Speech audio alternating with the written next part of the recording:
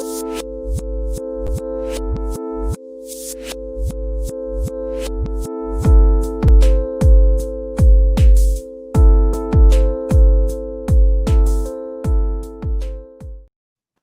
right. Hey, what's up, guys? Welcome back to another episode of the Fantasy Fellow Show. I'm your host, theFellowKGB. You can follow me on Twitter at theFellowKGB. And tonight we have Dave Janus back on the show. He was on the show last Monday, and we're going to be continuing what we left off there.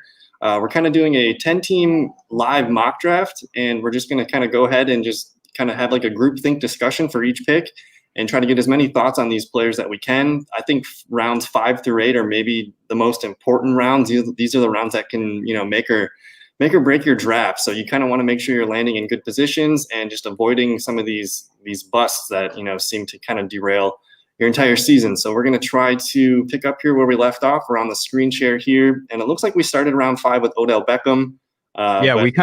We kind of have an interesting setup here because we took an entire week off between rounds 4 and 5. And so now we kind of have to adjust to new news as it broke. We didn't have Leonard Fournette on the board yet, so we don't have to deal with anything like that. But I don't know, is there anything jumping out to you that we need to, I guess, adjust for moving forward? Yeah, let's just start at the top. Did you hear about Alvin Kamara today? Jesse had texted something about that he is threatening a holdout now, but I also saw some kind of like practice injury.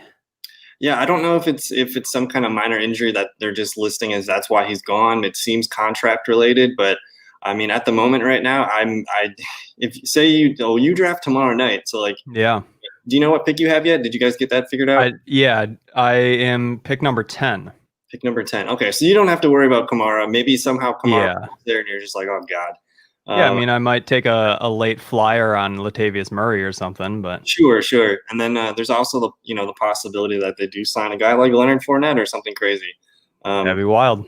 So if you're sitting in the top 5, I think I'm not taking Alvin Kamara in the top 5. I'm looking towards just give me Michael Thomas, give me Derrick Henry. Yep. Even Dalvin Cook is such a question mark right now. Yeah. We got Kamara, Cook, and I guess Leonard Fournette. These are the big question marks. And then you got injuries to players like Miles Sanders. Mm-hmm. And then I guess even Kenyon Drake's kind of hanging around in a walking boot. So precautionary walking boot. Yeah, everyone was loving these running backs, and all of a sudden it just seems like we're kind of pulling away from them. So I think that, but it still feels like you need to have some of them.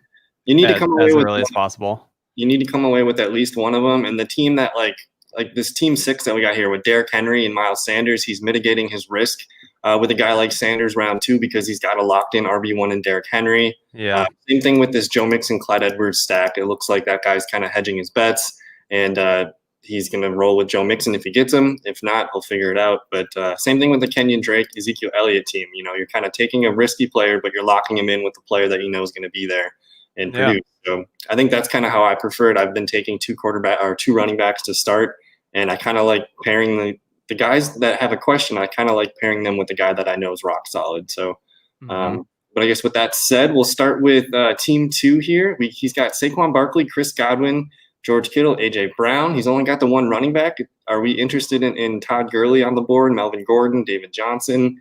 We should probably get rid of Jonathan Taylor pretty soon. Yeah. I don't know. And maybe, I don't remember, is Jesse a truther on Jonathan Taylor or not? He's pretty much, he loves Jonathan Taylor. Then there's a coach quote today from Frank Reich talking that Marlon Mack is kind of our starter, but it's more of like a ceremonial thing, I think. Where they're going to start Mack, but as soon as Taylor rips off like a 40 or 50-yard run, I would bet that they're going to start riding the hot hand. I'm trying to call my shot in that league with Jesse, and I have named my team Hindsight 2020. I'm going in on Nyheim Hines, and I'm going to try to just ignore all the Jonathan Taylor hype. So I'm hoping he doesn't do anything. I think it's going to be weird. There's going to be weeks where he has a really good game, but then it's going to be really inconsistent on the other hand. And then he's not going to really have a PPR floor. So I think you boost Jonathan Taylor in half PPR or standard leagues. To be honest, all the best ball leagues and stuff that I play in, I don't draft Jonathan Taylor. I'm not paying a 3rd, 4th, or even a 5th round pick for him. Usually I look elsewhere. Yeah. So to me, I still don't really like taking a guy like Jonathan Taylor. If I do, it would be like as my RB3, some guy that you have a system built in place where you can wait on him. Yeah. But as your RB2 right away, that seems like you might have some frustrating weeks to start So the year. Team 9 might look at him, or Team 9, yeah, Team 9, or even, any of these teams with 2 running backs, these guys all kind of have systems in place where they don't need him to be an RB2 right away. So I kind of feel like that's where he becomes more attractive for me. yeah. I don't think I want to rank him here. Like, let's talk about No. who is David Johnson? I mean, I am trying to believe that he was just kind of held back by his system before, and he's going to go somewhere new and return to form. That's kind of the narrative I've been following with David Johnson. I don't know if you feel the same way. He's walking into a lot of touches. Carlos Hyde had over 200 and almost 240 or something attempts, over 1,000 yards. He had a good amount of touchdowns. And the difference between Carlos Hyde and David Johnson is David Johnson's best asset in football is his pass receiving work. So I know Duke Johnson's there. He's going to kind of cap that, but you got to expect David Johnson to have more receiving work than a guy like Carlos Hyde. And I think Carlos Hyde was like RB30 in that range somewhere last year. So it makes sense that David Johnson's got top 24 upside. And as your RB2, I think he's one of those guys that I feel better as my RB3. But in this case with Saquon Barkley, you're not moving Barkley. So if I take David Johnson as my RB2 here, I'm probably going to look for another guy that can compete with him as my 3. But for me, I don't necessarily think I have to take a running back here. This guy could look back here at these rounds and look to see if he can grab 2 or 3 guys. And for me, I'm looking at DJ or even DJ Chark, I guess. But I like Terry McLaurin and I like DK Metcalf because I don't have any questions with those guys. I know they're going to get the ball. And I don't know. DK Metcalf, man, my sensors are going off in my brain thinking we got a Calvin Johnson, Julio Jones-esque type player, and he's been having a really good camp. And I don't know. Okay. That's kind of, and then you're thinking of the receivers this guy's already got. He's got Godwin, AJ Brown, and DK Metcalf. To me, that just solidifies his starting receivers, and then he can kind of go hunting for those running backs. And even if we kind of understand that David Johnson, these Melvin Gordon, these Todd Gurley's, these guys all have a good upside, but they also have a really bad downside too. So I guess one of my things that I draft is I don't try to draft with downside. I want guys that I know that I feel comfortable with. So if we just looked at best available real quick for running backs, I like if I can get Kareem Hunt on the back end or even Cam Akers, Raheem Mostert. I'm looking at some of these guys like Ronald Jones. I might feel better about those guys around later, whereas some of the receivers over here, maybe we look for Tyler Boyd or Michael Gallup. But I still think there's some running backs here that I'm interested in. So yeah, I don't know. What do we go with here? I think I would like to see how that pans out. See what is left for them if they try to wait another round for running back. So I would be totally in on DJ Chark, Terry McLaurin. I think, in my mind, those are higher than DK Metcalf for me, just because maybe it could be Tyler Lockett show. Yeah, they're more than Chark and McLaurin are more guaranteed to be the number 1. Yeah. So for me, both the quarterback situations are less than ideal. They're both going to be on bad teams this year. They're going to be throwing the ball a lot. For me, I have McLaurin ranked higher in my rankings, and I think I tend to go with McLaurin. So let's just put him in there. Yeah. Let's see. We've made one pick. Here we go. All right. We're going to get it rolling here now that we got, because now as we start to talk about more players, it'll go a little bit quicker. So team 3, Ezekiel Elliott, Kenyon Drake, Lamar Jackson, Robert Woods. So this guy could use a receiver, or he could be, kind of hoarding some running backs here, whether that's, to me, the 2 running backs that stick out that could be really worth an RB3 spot is David Johnson or Todd Gurley. Mm-hmm. And I think of the running backs left, I think Todd Gurley has more upside than David Johnson, but he's also got the injury risk, and he just hasn't looked like himself in a couple of years. So I'm scared of Gurley this year. Yeah, but I guess another thing too is, are we interested in Zach Ertz? He's kind of the last tight end remaining here. This guy doesn't have a tight end yet. I don't know if that comes into your mind with this pick. I don't think so. I would I would be trying to secure another running back or a receiver I liked. With Kenyon Drake kind of being in that precautionary boot, I might look for a little bit more insurance that I have two great starting running backs. I totally agree with And you on that one. So I guess besides, to me, it's Todd Gurley, David Johnson. Do you have any other running backs that you would contemplate over those two? I don't think so.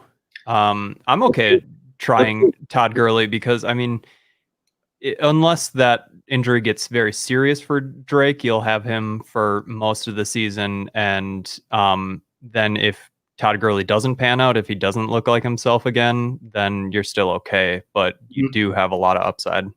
Okay. I mean, I wouldn't be opposed to putting Todd Gurley here on team 3 and David Johnson on team 4. Yeah.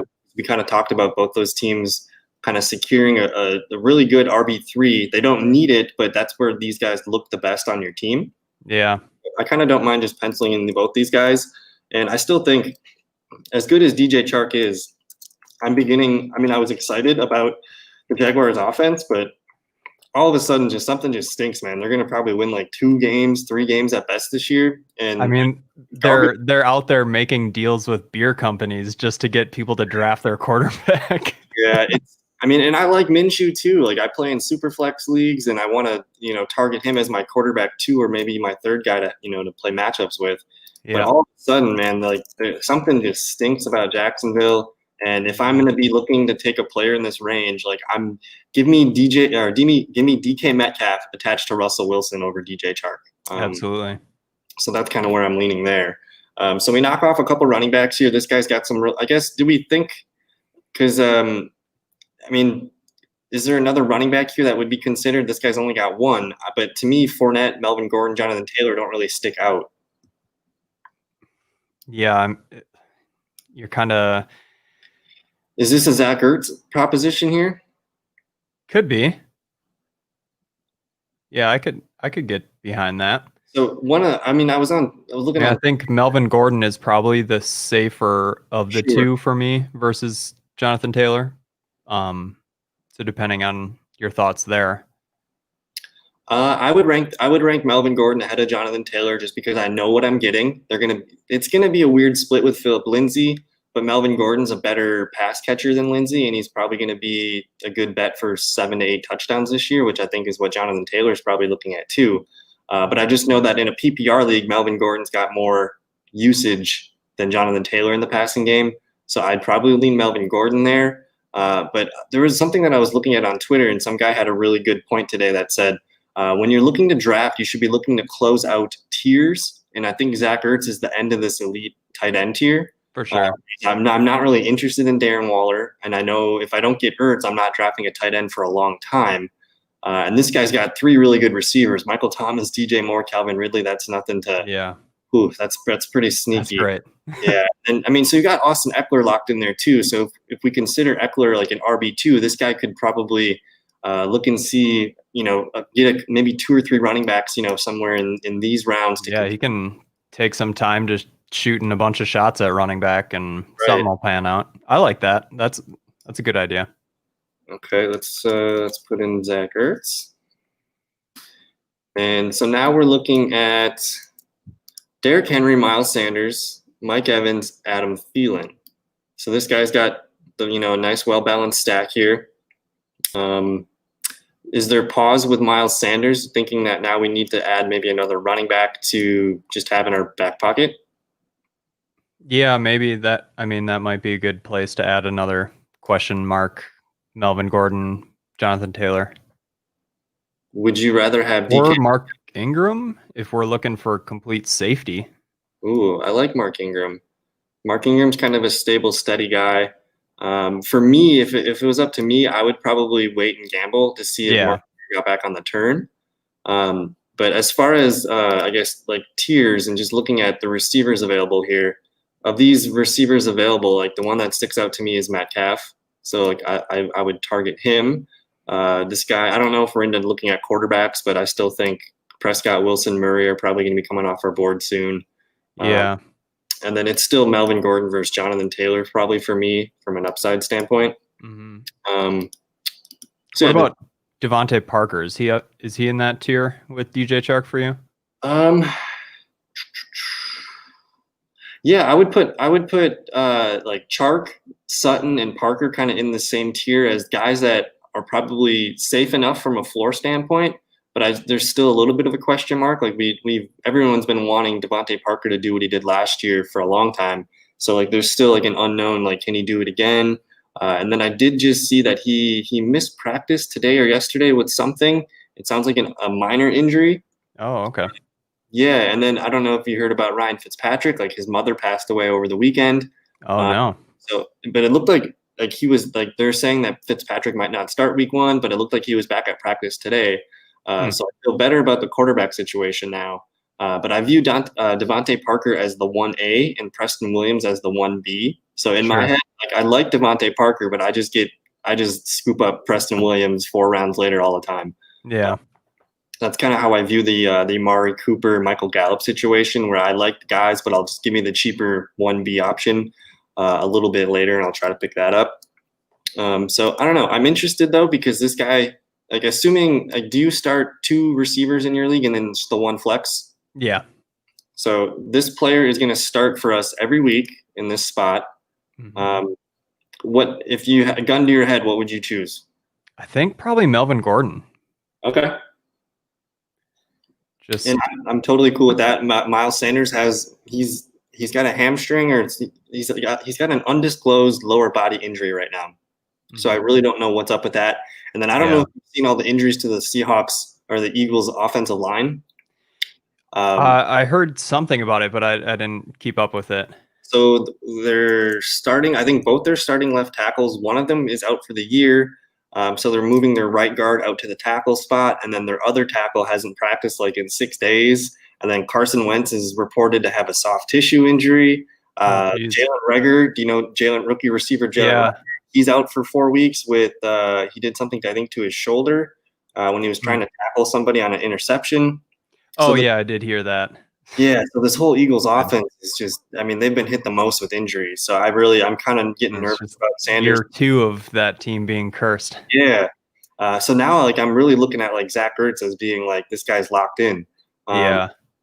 But I don't know. I think at this point, I'm cool going Melvin Gordon here because we like the receivers later, so we could probably get this guy. Yeah. Something pretty good here. Yeah, I think that team would be, in typical drafts, you normally wait a week, see what the news is, and then draft the next round. And at this point, they'd be freaking out. Yeah. Wanting another running back. Yeah. So this guy's got Dalvin Cook, Nick Chubb, Kenny Golladay, Mark Andrews. We're kind of getting to like DEFCON 1 with Dalvin Cook's contract situation. They just you saw, but they just traded for Yannick Ngakoue from the Jacksonville Jaguars too. He was the Jaguars' stud like pass rusher, and he kind of had some like crazy like Twitter exchange with the GM of the Jaguars this summer. And so he's been on the chopping block all summer. So he gets moved to Minnesota. So they're gonna have to give him some money. So and then today I just saw that Minnesota, they're cutting one of their projected starting tackles. That's gonna try to free up some money. So I don't know if they're trying to sign Cook or what's going on with that. So I'm getting nervous about Dalvin Cook. This kind of makes sense to me to just take Jonathan Taylor. Yeah. And just lock that in. And then this guy's just going to throw his hammers at wide receiver probably the rest of the way. Yeah, I like that.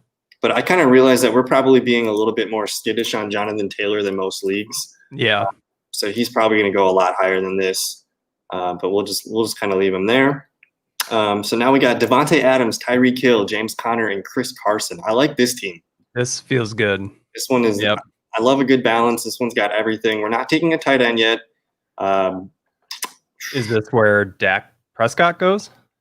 We could get a quarterback here. I like Prescott, but I also like, for me in my projections, Dak Prescott and Russell Wilson are basically projected within 2 or 3 points of each other. I love both guys. This guy's got Chris Carson though, so he's probably not looking to take a guy like Russell Wilson. So Dak Prescott does make sense. I think this team would probably play chicken with that turnaround, though. Like knowing that if this team valued Russell and Dak about evenly, might as well wait to see if one of them goes during the turn, right, and scoop the other one up. and so this guy's already got Seattle's running back Chris Carson. Is he going to be taking DK Metcalf? I don't think so. No. So do we lock in DJ Chark? or a Cortland Sutton? I don't know where you're at on Sutton. Truthfully, I haven't really thought much about him just because he was a keeper in my other league, so I kind of just blocked him out. Sutton makes me nervous. I'd rather have DK Metcalf, Chark, and Parker over him. Because, I mean, if you think about last year, who else were the Broncos throwing the ball to? They got Jerry Jeudy. It's pretty much Sutton last year. So yeah, you add in Jerry Jeudy, first-round pick. They drafted another receiver in the second round, KJ Hamler, who's going to be their kind of slot receiver, but I think he's got a little bit of a hamstring, so he might be a slow roll. But then they have Noah Fant. And then they drafted another rookie tight end, and they have some other, second, third year receivers on that team. And then they also add Melvin Gordon and Philip Lindsay. So to me, it looks like they're going to be coming more to the run. And then you add in Judy competition for targets, year 2 of the tight end Noah Fant. I'm a little bit nervous on Sutton at his ADP. I just want to look and see where he finished last year because I have a tough time seeing him beat what he did last year. Yeah. So in a PPR league, he was wide receiver 19. I think this is his ceiling. And then I just want to show you his last few games with Drew Lock. So Drew Lock, the last 4 games of the year, he took over week 13, and you see Sutton with 23.4, which is really nice, but then 8.4, 11.9, 9.1, 9.2. Yeah. And then you see Was he going to Noah Fant more in those last weeks? Where'd the targets go? The targets were here, man. You see these 10 target games? Oh, yeah. Get 10 targets and to get only 11.9 and 9.1. I mean, he's catching less than 50% of these targets here the last 3 weeks. Yeah. Part of me is nervous about Drew Lock, and there's kind of like an inside scoop that I have with football guys. There's one of the guys that does their live shows with them. His name's Cecil Lammy. He works with Denver. He covers the team, and he does radio spots for Denver. And he came on to one of the football guys shows last week and said that he has this thing called the Lassie bark, where it's like when Lassie barks and talks, like you have to listen, right? And yeah. He's basically saying like Jerry Jeudy might be the number 1 receiver on this team this year. Yeah. What he's seen in camp. And you think about Cortland Sutton, he's more of like a 50-50 kind of deep shot, kind of you go up and get it kind of guy. Yep. Apparently the phrase on Jerry Jeudy in camp right now is he's the best at social distancing. So yeah, I mean, he can just take off all the way down the field. He's getting separation really quick, and it sounds like Drew Lock is understanding that, hey, I don't have to force the ball up to Cortland Sutton. I don't need to whip a crossing thing over the middle to Noah Fant just to see if he can make a play. I'm going to look for Jerry Jeudy first and foremost, and if I have to make one of these plays that break down, I know I can trust Sutton and Fant. Yeah. So there might be an outside shot where Jerry Jeudy leads the team in receptions this year. Wow. Take Jerry Jeudy tomorrow night. Yeah. Because he's man. We're targeting him. I think rookie receivers are a really fun exercise this year, whether it's CeeDee Lamb, Jerry Jeudy, top 2. So you got to come away with probably one of those, and if you can get both, like that's pretty cool too.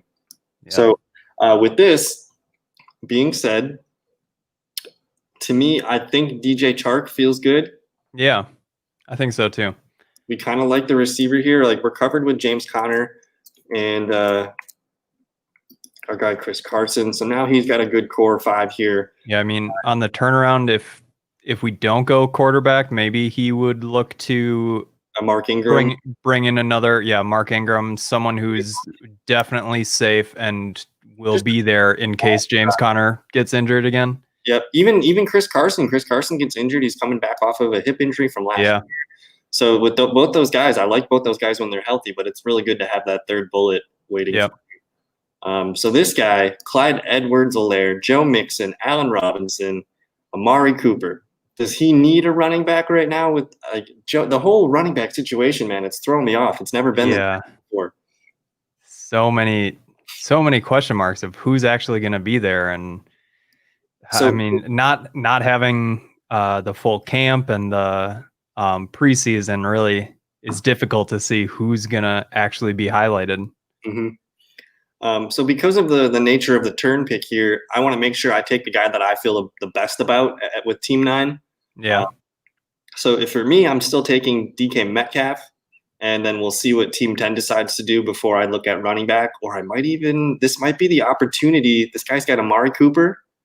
He could take, imagine if he takes DK Metcalf here, and then he turns around and he's looking at stacking Dak Prescott with Cooper, or he could take Russell Wilson with DK Metcalf. I think that sounds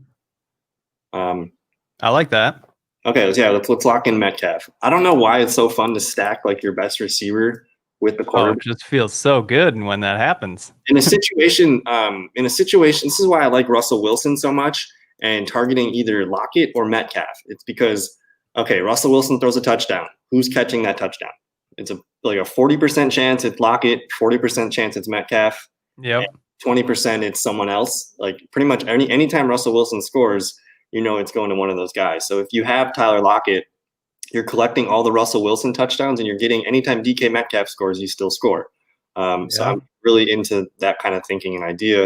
And it's the same thing with the Cowboys too. Like there's so many mouths to feed where you're going to get everything with Dak, but those double booms with Cooper are going to be really fun.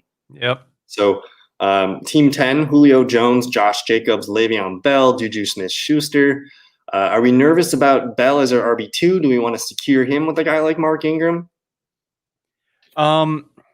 Maybe I missed something, but people seem to be less into Le'Veon Bell than they were a week ago. What did I miss there? A lot. So, okay. Adam Gase, he was previously with Miami, right? Yep. Last week, he sends the Dolphins a 7th-round pick for Kalen Ballage. Okay. Yeah, the plotter. I don't know if you remember him last year. It is beautiful 3.0 yards per carry and just passes and stuff. So anyways, they get him over in New York, and he fails their physical, and he gets sent back.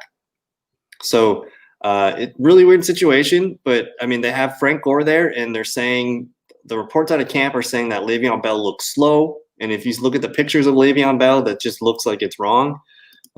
So there's like a really weird connection with the head coach Adam Gase and Le'Veon Bell, where it's almost like your draft. Like this is what Le'Veon Bell looks like right now. Does he look slow to you? This man's so slow. Look at this man. Jeez.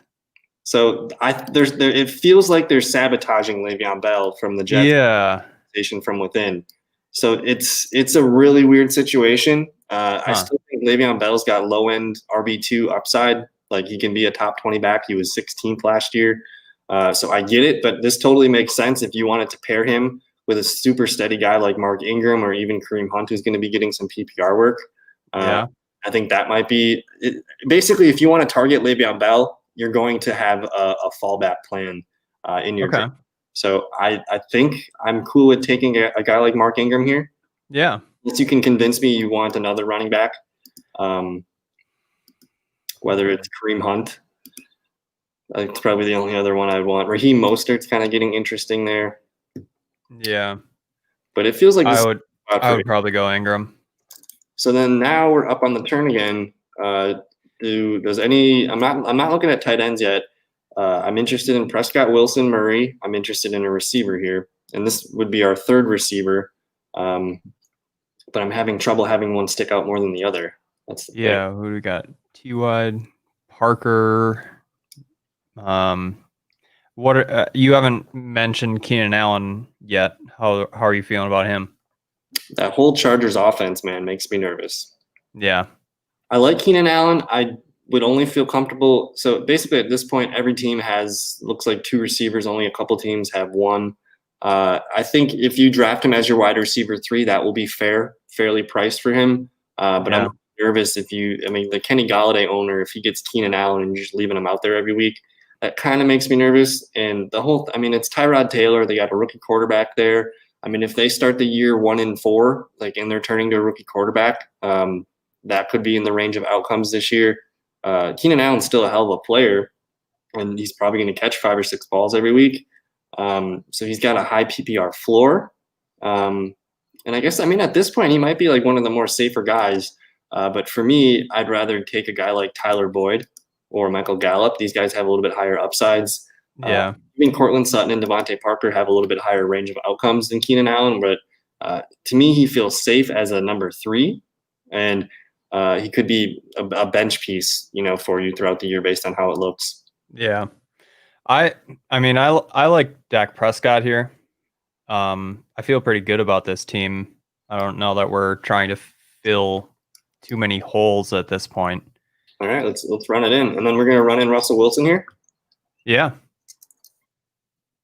Weird. The quarterbacks usually go in bunches. Yep. It's like monkey see, monkey do kind of thing. Yep. So okay, like ice cubes. Yeah. So this team here, it looks like we're about 30 minutes in, so we're kind of moving along here. Okay. We got Devontae Adams, Tyreek Hill, DJ Chark at receiver, James Conner, and Chris Carson at running back. This is kind of where we talked about adding another running back to this team. Yep. So I mean, is it just Kareem Hunt? Is that just the easy thing to do here? Yeah. I mean, I think they were hoping Mark Ingram would come back. He didn't. So yeah, I think either Cam Akers or Kareem Hunt. I've just been hearing nothing but rising stories on Cam Akers. Yeah, with their second-year running back out of Memphis, his name is Darrell Henderson. He's been kind of out with a hamstring strain, and it doesn't sound like he's going to be able to play next weekend, week 1. So they're walking in with Cam Akers and Malcolm Brown. So to me, Cam Akers is going to be that PPR guy. So from basically so it's this is a good conversation because Kareem Hunt, super steady, PPR floor, he'll get you 10 points. Cam Akers, some weeks he might get you 6 points, but he's got that opportunity to get like 18 to 20 almost every week.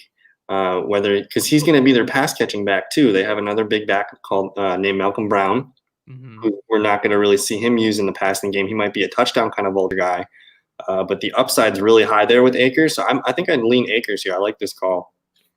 What about the consideration that Kareem Hunt could be very productive and stable, but then if anything happened to Chubb, an upside skyrockets.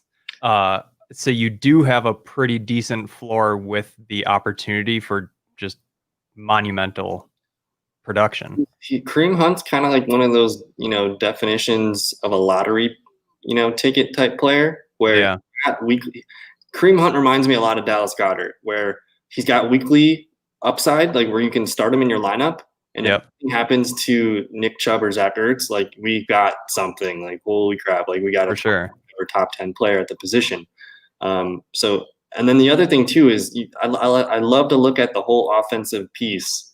And with Cleveland, they got the new coordinator from Minnesota as their head coach. They're going to be forcing the run. That's going to be their identity this year. They're trying to make Baker Mayfield do less.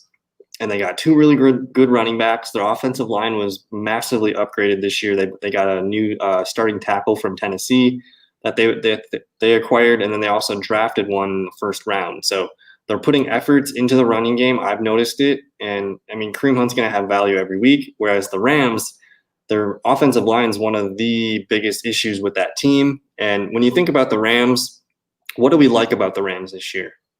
We like Cooper Kupp. We like Robert Woods. We're into the tight ends. We're into kind of Jared Goff late. I think that's, to me, it's a total difference of identities where the Browns are going to run the ball and the Rams are going to throw the ball. So I think I might lean Kareem Hunt here for the safety and then that hidden lottery ticket upside. Yeah, I like that. If that makes sense. Mm-hmm. This is a really fun concept, dude. I like doing this guy or that guy. Yeah.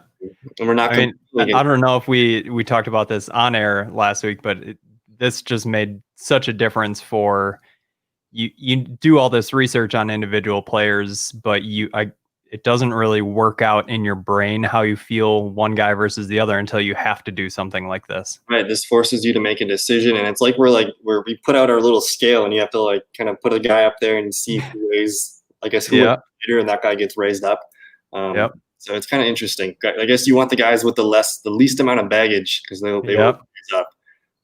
So it looks like, I think for running back standpoints, this guy's got Dalvin Cook, Chubb, and Jonathan Taylor.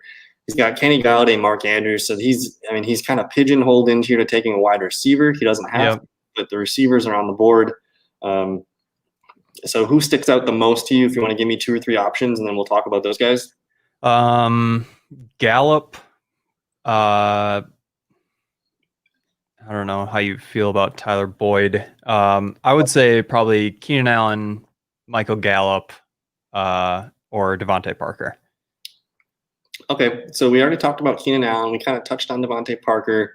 I like both those guys. So the thing with Michael Gallup is he played 14 games last year. He was over 1,100 yards, and I think he caught 6 or 7 touchdowns. But now everyone's concerned about the amount of passing volume and the targets in the Dallas offense. But that team threw the ball 600 times last year. There's more than enough to go around. Dak Prescott's probably going to flirt with 5,000 passing yards this year.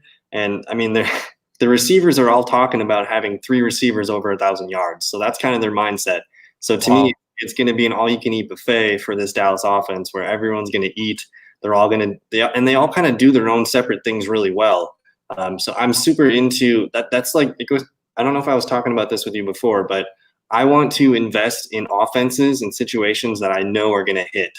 So whether it's, okay, Kansas City, yeah, you want that offense. Lamar, you want a piece of that offense. Dallas Cowboys would be probably the next offense that you're going to want to make sure you target. Yeah. I mean, at any point in the draft, I have no problem taking Michael Gallup.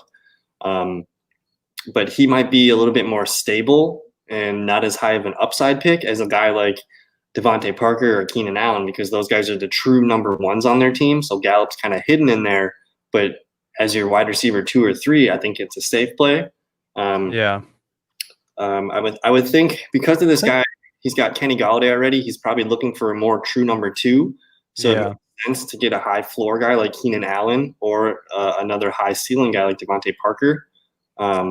Like if I'm team 6, I think where I slide Gallup into my wide receiver 3 spot, that feels better to me. Yeah. Whereas Keenan Allen and Devontae Parker, their names hold a little bit more weight, I think, and they probably look best as your wide receiver 2 on draft day. I guess Parker doesn't have a stable quarterback situation either, so that argument's out. I don't know. What's weird is all these receivers here at the top, Allen, Sutton, Parker, Hilton, Diggs, they all have a little bit of uncertainty that makes me nervous about drafting them. Where if I'm being honest, I feel great about Gallup and I feel great about Tyler Boyd. If it's me, I'm taking Tyler Boyd or Michael Gallup over these guys. Okay. Sell me on Tyler Boyd. Oh, okay. Joseph LSU offense last year. Are you familiar with his number 1 receiver that got drafted by the Vikings by the name of Justin Jefferson? Yep. Justin Jefferson operated as the big slot receiver in that offense. Tyler Boyd is locked in to the starting slot receiver role. AJ Green, we don't know if he's ever going to be healthy again in the rest of his career. Yeah. For that, you're looking at guys like John Ross, Auden Tate. They drafted a rookie in T. Higgins.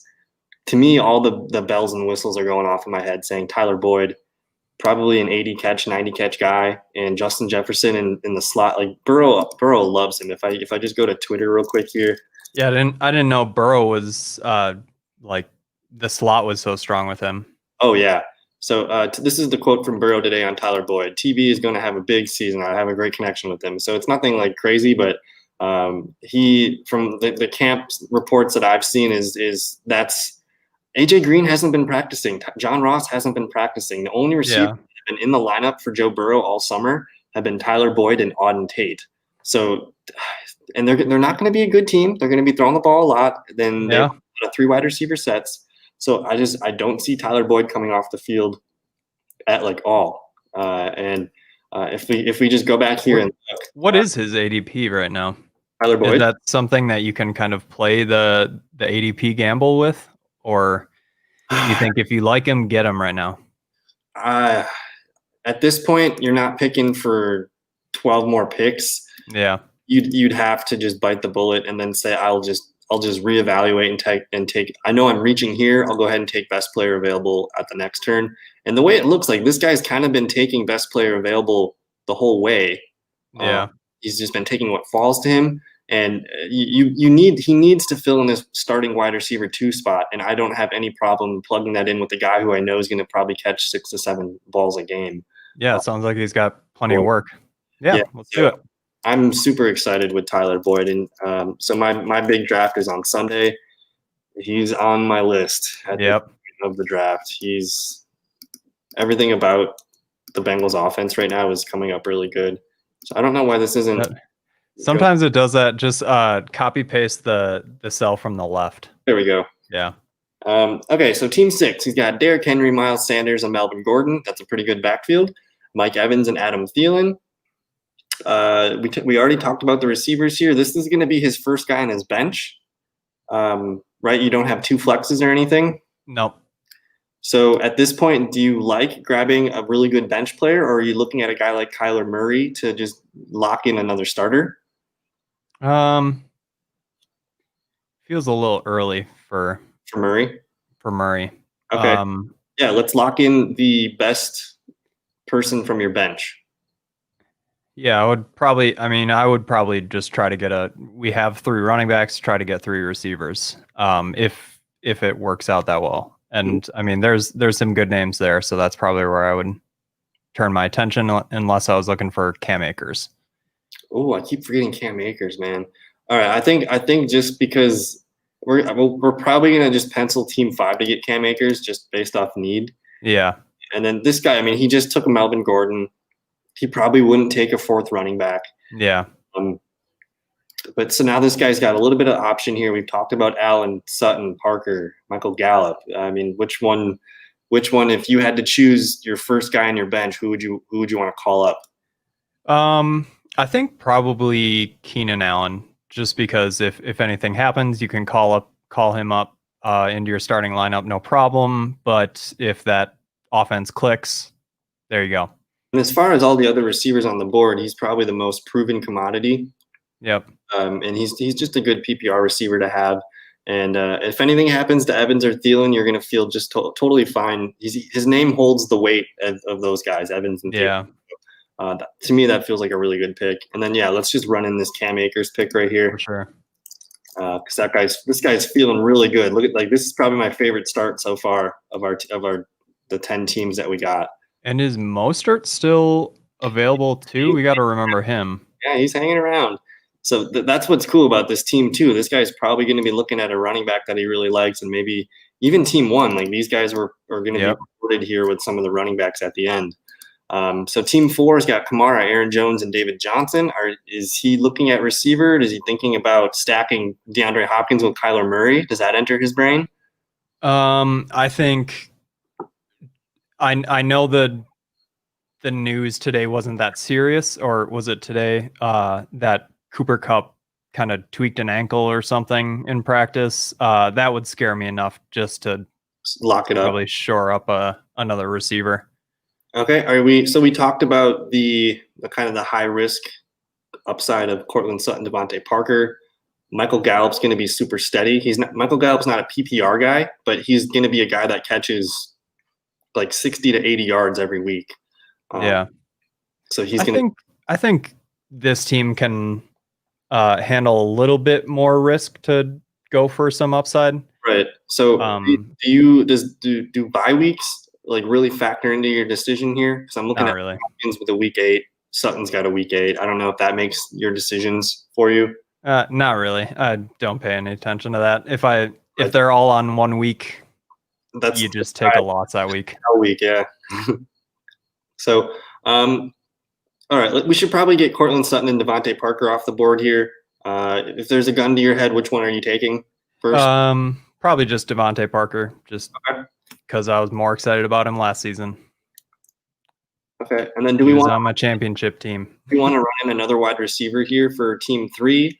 Or because he's only got 1, this is a starter guy, so he needs to really lock this pick in and secure someone safe. I don't know if there's a safe receiver. That's Gallup. But to me, I think it's Gallup. Yeah. Because you're just locking. This guy's got a really interesting team, because if Kenyon Drake and Todd Gurley stay healthy, like watch out. This team looks could compete. And it's got the Lamar Jackson hammer at the top. So I like that. And now team 2, I mean, he's got to need some running backs off this guy here at the turn. So he has to take a running back here. So I don't know who sticks out between. I'm not taking Singletary. I'm not taking Swift here. We're not taking Montgomery. It's No. Mostert and Ronald Think- Jones at this point. Yeah. I don't know enough about their situations to make a decision between the two. So the thing about the 49ers is they have a good defense, and we know they're going to run the ball. And with Tampa Bay, they're going to have a much better defense. Like this is where these guys finished last year: RB25 and RB26, right next to each other. So the difference is with Raheem Mostert. There's both these guys are they need to prove it to us. We've seen glimpses, but we haven't seen a full season yet. So these guys are kind of like a leap of faith, right? Yeah. But Raheem Mostert's the best running back on this team. He's going to be the guy getting the majority of the carries. And if we go look at his game logs, it looks like about week 13, this is when the flip switched for the offense, and they're like, this is our guy. So look at these numbers here on the right. Is that enough proof for that? Hey, that's my RB2. I'm totally fine with that as my RB2. Yeah, unless you're worried about Tevin Coleman. I mean, that was the big head scratcher, is when do you play him versus wasn't it Breida last year? Yeah, and that's the thing, is Coleman and Breida they basically just like ate into each other's workload. And now that Breida's out of the picture, it sounds like Jerick McKinnon is going to be healthy and playing this year. So I think it's basically going to be the same situation for Coleman. Yeah. So from a running back standpoint, and by all accounts, it sounds like Raheem Mostert is like all the training camp reports I've read are like, this is the guy. They are committing to him. He's the one getting all the reps with the ones. And they're even saying that, I mean, you can see he gets the carries. He doesn't really get the targets, but it sounds like there's been more effort this year to get him involved in the passing game. Okay. And if you look at his passing stats, the dude averaged 12.9 yards per catch as a running back, which is stupid. Yeah. A good running back will average 7 to 8 yards per catch. Wow. The fact that he had 2 touchdowns receiving on 14 receptions, I mean, this is a playmaker. I mean, look at his career yards per carry. He's never had a season under 5 yards per carry. Get this guy the ball in space, and I just think he's a playmaker. And then I guess with the way our draft is set up, like he could go ahead and take a guy like Raheem Mostert, and then if there's another running back that he likes, but we're probably taking one for team one. Yeah. But for me, I think Mostert makes sense. I think Raheem Mostert I think he's locked into an RB2 value. And if you kind of just understand that, if you just look at his numbers when he kind of became a starter, I mean, the dude scored every single week except one. Yeah. And their defense is going to be good. It's going to keep him every game. And their receivers are just completely dinged up right now. This is a team that's going to get him. And then he's even productive just on 10 touches a game. Imagine if they get him, up to 14 to 19 carries per game. I think that's when you're going to start to see some really good numbers. Yeah.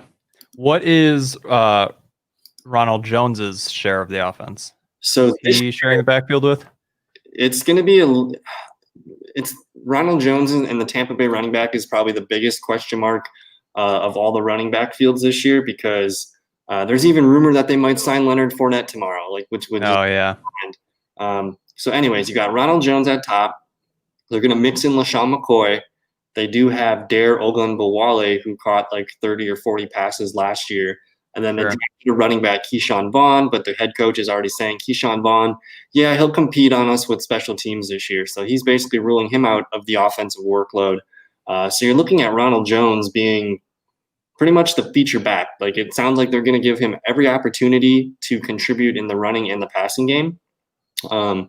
They had a scrimmage the other day in Tampa Bay Stadium, and Tom Brady led like a 98-yard drive that was capped off by a Ronald Jones rushing touchdown. I don't think that's crazy for us to hear very often this year, where you have this really, really efficient offense. And when they get, I mean, just think about Tampa Bay. If it's first and goal on the 5, and you got Evans out wide, you got Godwin in the slot, you got probably Gronk out and O.J. Howard, and you're like, what do you do as a defense? You have to give those guys attention, and Ronald Jones just gets the ball and just kind of just falls. Yeah.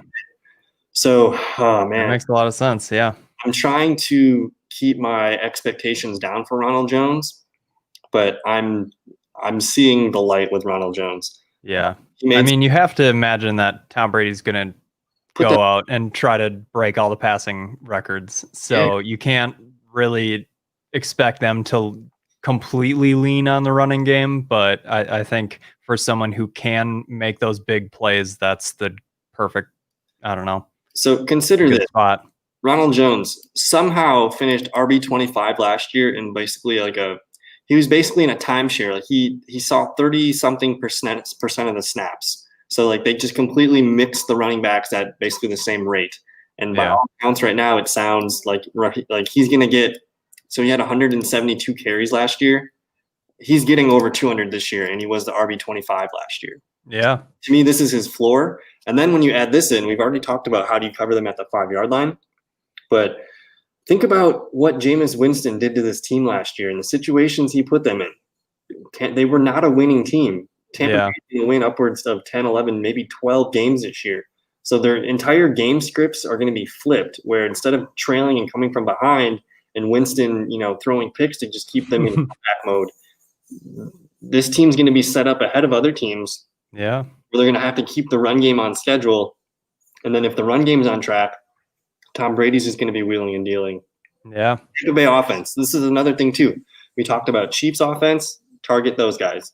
I guess from the Baltimore standpoint, it's a little bit more concentrated. Like you want Lamar, Marquise, Andrews, and maybe Ingram. Yep. Dallas and Tampa Bay. Those are the offenses that I really want to. Those 4 teams right there. I think you need to come away with something on those teams. Yeah. So I don't know. I'm really into Ronald Jones. I think he would look good as this team's. If it's me, I'm taking Ronald Jones with one of these picks. Yeah. And fill out this guy's other team. Team need here.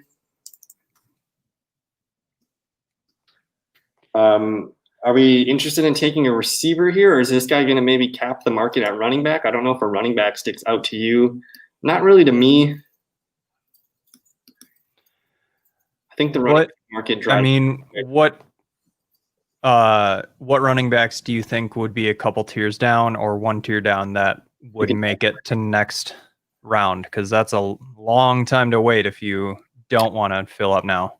So basically, now that this is a really good conversation to have here, because as we look at it, all the running backs that we have on the board right now, this is to me the end of a tier. Like the guys that are on the board right now are likely the top 24 running backs. I don't know how many we have taken. Let me count them real quick. 1, 2, 3, 4, 5, 6, 7. I would argue James White might be able to enter that as well. But all the running backs that we have, 26 running backs on the board. These guys are probably the best true running back threats. And now we look at the best available board, and this is where you get into the niche running back market, where you're looking at PPR backs: James White, Tariq Cohen, Matt Breida, Tevin Coleman, Duke Johnson. There's a mold that you look for as your backup running back that catches passes. There's a mold for your running back that's going to get goal line carries, whether that's Jordan Howard, maybe even Phillip Lindsay comes on that list. A running back like Zach Moss, Latavius Murray. So now we're looking at the handcuffs and the guys that have a certain area of the field that we feel like they're going to get those touches. So, but to me, at this point, the guy's got 2 running backs here. He knows Christian McCaffrey is not moving from his spot. He knows he's going to probably rely on Ronald Jones to get there. So I think on the next turnaround, that's when you can maybe snag a PPR running back and just kind of see if you can mix him in every now and then. Yeah. Let's get some more help at receiver then. Okay, so we're looking at Sutton. I don't think I'm interested in Hilton or Diggs on this team. And this is going to be his first bench player. So I don't know. Marquise Brown, man, that upside in that, we talked about that. I love that, yeah. I think, and what's cool is this guy doesn't even need Marquise Brown to start for him. He just gets to kind of see, hey, we're just going to put the toy in the toy box for now. And if we get to watch him, and if he hits the first week, you got something. And same thing, even with Will Fuller, putting a guy these really high upside guys, and we don't really we have questions about them. Those guys are the dudes that I like to put on my bench because you just never know. Because Fuller or who's the other receiver there? Marquise. What's that? Oh, in Houston? Yeah. They traded for Brandon Cooks and they got Randall Cobb. Yeah. So it's Brandon Cooks or Fuller are going to be great. I would also I'm interested in seeing what Edelman does. Yeah, I'm glad you said that because, dude, I'm getting excited about the Cam Newton Patriots. Yeah. And they it sounds like as soon as Cam Newton became a Patriot, like Julian Edelman like attached himself to his hip right away. Yeah. And I just think Cam Newton knows that, hey, that's the guy. If I'm throwing the ball on I think so. I'm not chucking it up to this N'Keal Harry guy. Like I'm throwing him in every time and twice on Sundays. Yeah. So yeah, like so now it's a decision. Do you want the safe, reliable PPR guy, or one of those guys that has these massive upside games but could go 2 for 29 one week, whereas Edelman's not getting that. He gets that in one drive. Yeah. I mean, do you think Odell is pretty safe, or are there some consistency concerns there? Well, let me show you. Odell's one of those guys that I'm starting to look at a little bit more positively. So last year in a PPR league, wide receiver 25. Now, realize that he played through a lot of nagging injuries last year that led to a career season. His worst career season is good for 1,000 yards and 4 touchdowns. His worst season. And then you look at these game logs here. Only 1, 2, 3, 4 games below double digits. With that lingering injury. With this bug of an injury. And it's also, I mean, there's a really good history and a really good case study of receivers on brand new teams tend to struggle that first year. You know, in chemistry and just trying to figure out the new offense. I mean, they're injecting a new offense, but this kind of goes back to what I said about the Cleveland Browns and bringing in. This is going to basically be the Minnesota Vikings style offense. So you think about Dalvin Cook and how they used him. That's going to be Nick Chubb, and then you got Jarvis and Odell as Diggs and Thielen. Yes, so it maps out almost identically. The old bike, and then they even got the tight ends down, to Kyle Rudolph and kind of Herb Smith, how that's been. And then I was thinking a few years back ago when Jerick McKinnon was beasting out for the Vikings. And I looked at the stats. Dalvin Cook missed the majority of that season, but they used Dalvin Cook and Latavius Murray as if you looked at those numbers and crunched them into one player, that would be Nick Chubb. And then they still had Jerick McKinnon getting about 140 carries and 50 catches. So if you look at that 2017 Vikings season, I think that is the stats that I'm kind of putting as the floor for the Browns. So, and I think that's interesting. I think that was the big Thielen and the big Diggs year where those guys, all of a sudden people are like, holy crap, look at these Vikings receivers. Yep. So, I feel confident about Beckham.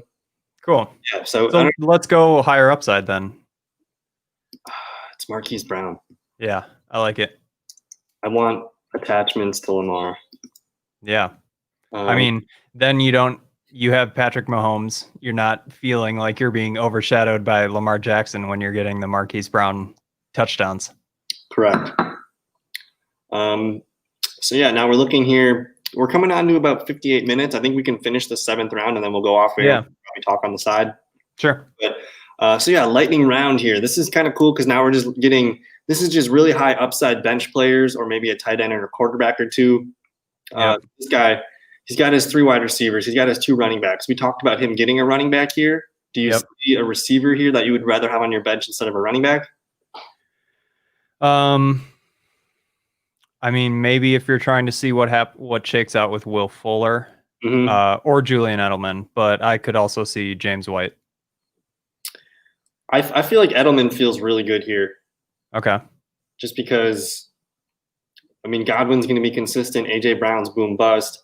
But both A.J. Brown and Terry McLaurin are young still. So you're just locking in this super steady guy that, if anything, I mean, if all else fails, Julian Edelman's going to be fine in a PPR league. Yeah. So this guy he probably needs a wide receiver. This is where Will Fuller looks good to me. Or Darren Waller. How would you feel about that? Ooh, Darren Waller. Maybe Team 4 look at that instead? Yeah, I feel like Team 4 would look at it. This guy's already got his 3 already used a pick on a quarterback. The receivers are going to dry up pretty quickly soon. Yeah. So maybe this is a Cortland Sutton pick here. Sutton's been board probably for a little bit too long. Yeah, probably. Yeah, now this guy, he's got a really, really well-balanced draft here. This is where I would look at Waller or Kyler Murray on the team. The guys, we already talked about him having DeAndre Hopkins, so that stack is in play. Oh, yeah. You just want to do that real quick? Good idea. Yeah. And Kyler Murray is going to be a top 5. If he's not top 5, he's top 6.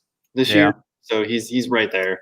And then this draft's going really smooth. This guy could use another running back here. We gave him Eckler and Cam Akers. Is this where you feel comfortable? I mean, I don't know if you're into the rookie DeAndre Swift for the Lions. My motto is never Lions running back, but I mean, yeah, he could step into a big role if Kerryon continues to always be injured. The thing right now is DeAndre Swift's the one that's injured and Kerryon's the one practicing. Oh, I didn't hear that. Yeah, so DeAndre Swift is on my kind of no-fly list, slow roll, and this has kind of been my theme, man. Where you think about the Lions, when has Lions running back ever been the answer besides Barry Sanders, which like we've never been able to witness for fans. Yeah, like it's just never the answer. If you want to, yeah, I got burned by Kerryon Johnson couple times, and if you're gonna tell me how the Lions are gonna move the ball, I'm gonna tell you Stafford, Golladay, Marvin Jones, TJ Hawkins. Yep. So like that's where I lean that way. So for me, I'm not taking any of these running backs. I would consider James White, but I think because I like Cohen and another PPR back later, it almost makes sense for this guy to grab just the best player available, someone on his bench that he likes, and I think that's Will Fuller. Will Fuller. I like that. I mean, unless he believes in Brandon Cooks more, because that's both the same value. You got to just like choose which one you like better. I mean, Cooks is the more safe play, but I mean, if Will Fuller plays a full 16 games, his upside is top 10 receiver. Yeah, it's going to be pretty nasty. Like, everything's set up. So this guy, really well balanced team: Henry, Sanders, Gordon, Evans, Thielen, Allen. Does he think about Darren Waller here? Is he looking? I would probably. Because none of these receivers really stick out to me. Maybe Marvin Jones. I think he's going to have a lot of value for where he's going. But because here's my thinking is I think I can gamble and wait because I kind of view Marvin Jones and Brandon Cooks as very similar. Whereas I mean they're both like essentially the 1B option in that offense. I guess Jarvis should probably go before them. Jarvis? Yeah. He's got the really solid PPR floor built into him. I don't know if he's practicing yet, so that makes me a little bit nervous to draft him. Yeah. Does Deshaun Watson come into your mind here at all? I don't think so. I think after Kyler, I guess I just don't get the same good feels out of Deshaun Watson as I do from, I think Russell Wilson, Dak Prescott, Kyler Murray are kind of in their tier. Correct. And I mean, losing DeAndre Hopkins is going to be quite some getting used to. Yeah. I feel like once you're past this point of quarterbacks, I'm waiting. I'm looking at Josh Allen or even Tom Brady, Matt Stafford later. Yep. I mean, you can get Stafford with your last pick, especially like in a 10 team like this. So is Darren Waller the correct answer here? I think so. And then this guy will see what falls to him at the turn for receiver. Yeah. I mean, I think people are sleeping on Darren Waller being another top 5 season. I think so too. So this guy, he could use a third receiver. I don't know how we separate this. I think I still like Marvin Jones and Brandon Cooks the best here. Yep. Because I have questions with all these guys as far as, I mean, Hilton, Landry, Green, I have injury concerns, but Stephon Diggs, I don't really see the upside. Yeah. Quite with Josh Allen there. I like Diggs as a third or fourth receiver on my team, I guess. So maybe that's fine here. Yeah. But I just think on a week last year, the Buffalo Bills, John Brown was wide receiver 22. So I'm kind of feeling like that is the upside of a Buffalo Bills starting receiver around 20. And then when you think about how the Bills offense operated last year, I mean, they really only had John Brown and Cole Beasley to throw to, and now you're adding on Diggs. The pie gets thinner. You know, all the receiving yardage and all the numbers kind of get diluted a little bit. So there's all the defense's attention is going to be on Diggs. So, correct. So John, like if I want it, we've talked about this before, but if there's an alpha receiver, I tend to go get his 1B, whether that's Gallup, whether that's Preston Williams. And then I just like getting John Brown on my team because he showed last year that he had really good chemistry with John Brown, and I'm totally fine just having that guy on my bench and playing a matchup or two. Mm-hmm. So yeah, I don't know. Marvin Jones, Brandon Cooks, we got. Marvin Jones. Okay. And Marvin Jones. Oh wait, no. We've got Galladay. Oh shit. Brandon Cooks. That was almost bad. Yeah, Brandon Cooks it is. All right. So now we're looking at this guy. He's got a really well-balanced draft. James Conner, Chris Carson, Kareem Hunt as RBs. I like these receivers, man. Devontae Adams, Tyreek Hill, and DJ Chark as your number 3 looks pretty good. This guy can kind of do whatever. AJ Green flyer? He can kind of he can really just kind of do like a walk-off kind of pick here. Let me just filter by best available real quick. We're not looking at tight end, not for a while. No, unless, I mean, Evan Ingram could be valuable as long as you stay healthy and you can take a late insurance policy. But I think Blake Jarwin, I think, is great to pair with him late. Yeah, I'm a big fan of this getting one of these guys, Jonnu Smith, Dallas Goedert, Jarwin. Those guys are my fans. But yeah, as far as receivers go, though, we kind of got this huge mess here. This is probably the next tier of receivers that I'm looking at. And then I still really like CeeDee Lamb, Jerry Jeudy, Preston Williams down here. So I don't know if he needs to take one of these guys. I might pivot and I look towards taking a running back here, whether that's a guy like – I'll tell you what, J.K. Dobbins has the most upside. Okay. He's a pick that when I talked to Rob on the phone for a good hour about his draft plan, we reverse engineered it so that I'm like, okay, we're gonna devise a plan for you to keep your guy in the 6th round next year. And I'm like, Mark Ingram's a free agent next year. You want J.K. Dobbins. So we just worked our way backwards up from 6 to 1. Yeah. And at this point, the guy's got Connor, Carson, and Kareem Hunt. We kind of talked about our concerns of injury with Connor and Carson. Yeah. And so he's got a built-in system in place where he can be patient with a guy like J.K. Dobbins. I still like Mark Ingram, but I mean, this team last year, if we quick look at how Baltimore ran their offense, I mean, they gave Gus Edwards. Here's their running back numbers. I mean, they gave Gus Edwards 133 carries. He had 700 yards, but he didn't really catch the ball. So I'm wondering if we could pencil in J.K. Dobbins, and I think Mark Ingram's carries might come down a little bit. Yeah, I mean, eventually they're going to start transitioning into see if J.K. Dobbins can handle that next year, because if they start putting some responsibility on his shoulders and he buckles, then they're going to want to know that. Right. So here's an idea. I like to play narrative a lot. It's week like 14 or something, and they're just running the ball really well. And Mark Ingram is week 14. He's a 31-year-old running back. Yeah. I think J.K. Dobbins is going to start to slowly stick out a little bit more each game as the season goes down, and Mark Ingram takes more hits. And so J.K. Dobbins, I can see this guy's got a really good built-in system of running backs here, and he's basically adding a lottery ticket where if anything happens to Ingram, COVID, injury, whatever, he slows down, whatever. Yeah. J.K. Dobbins could be a guy that all of a sudden has tremendous value and upside. He could even be a flex player.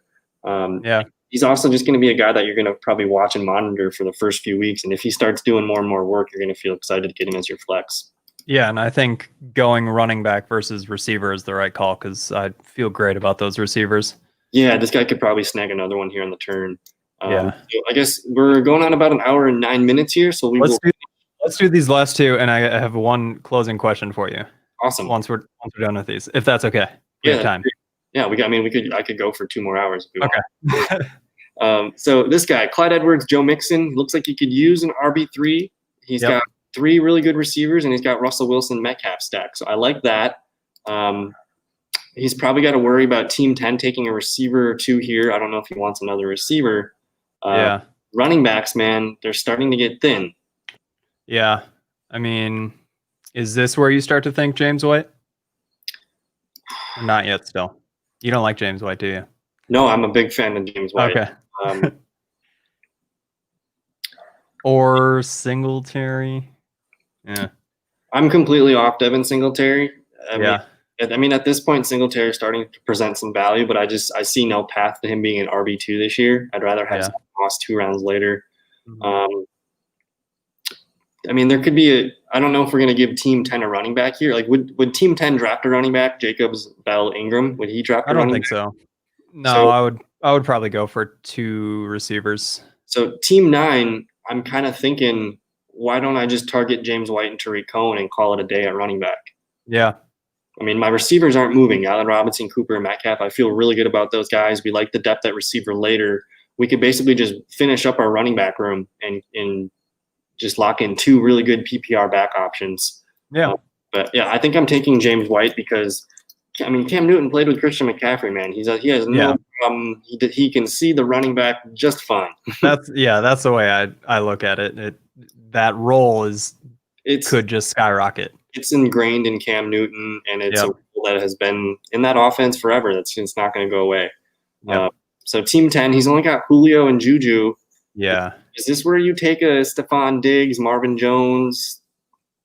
I would, yeah, I don't know if I would take Diggs. Don't feel it's great about him. I would probably go Jarvis or Marvin Jones.